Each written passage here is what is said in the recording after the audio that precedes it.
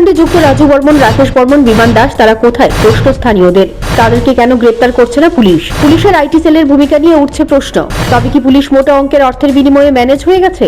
অভিযুক্তদের বাড়িতে লোক দেখানো তল্লাশি কেন? এই প্রশ্ন স্থানীয়দের। ভারতরত্ন ক্লাবের সম্পাদক ভিকি হত্যাকাণ্ডে অভিযুক্ত আকাশ করকে শনিবার ঝাড়খণ্ড থেকে রাজ্যে আনা হয়েছে। বিমানবন্দর থেকে পুলিশ তাকে নিয়ে যায় জিবি হাসপাতালে। মেডিকেল চেকআপের পর তাকে আদালতে হাজির করা হতে পারে বলে পুলিশ সূত্রে খবর। আকাশ কর ভিকিকে গুলি করেছিল বলে পুলিশ সূত্রে দাবি। এদিকে দুর্গাপ্রসন্ন দেব খুনের মামলায় যাদের নাম উঠে এসেছে, সেই রাজু বর্মন, রাকেশ বর্মন, রাজেশ বর্মন, বিমান দাস তারা কোথায়? এই প্রশ্ন স্থানীয়দের। খুনের ঘটনার পর সাংবাদিকদের সামনে এইসব ব্যক্তিদের নাম বলেছিল দুর্গাপ্রসন্ন দেবের স্ত্রী। বিমান দাস ভিকি দেবকে বাড়ি থেকে ফোন করে নিয়ে যায়। এরপরই তাকে গুলি করে হত্যা করা হয়েছে। আর এই ঘটনা অত্যন্ত সুপরিকল্পিতভাবেই করা হয়েছে। কিন্তু পুলিশ তাদেরকে কেন গ্রেপ্তার করছে না? এই প্রশ্ন উষাবাজার এলাকার নাগরিকদের। বর্তমানে তারা সকলেই পলাতক।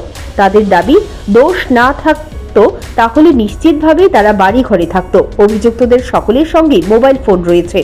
এই মোবাইল ফোন ট্রেক করে পুলিশ অতি সহজেই তাদেরকে গ্রেপ্তার করতে পারে। কিন্তু পুলিশ এই কাজটি কেন করছে না? এখানেই স্থানীয়দের প্রশ্ন। পুলিশ অভিযুক্তদের বাড়িতে লোক দেখানো তল্লাশি করে খুনের ঘটনার মোড় অন্যদিকে ঘুরিয়ে দিতে চাইছে। এর পেছনে মোটা অঙ্কের অর্থের লেনদেন থাকতে পারে বলেও অভিযোগ করলেন স্থানীয়রা।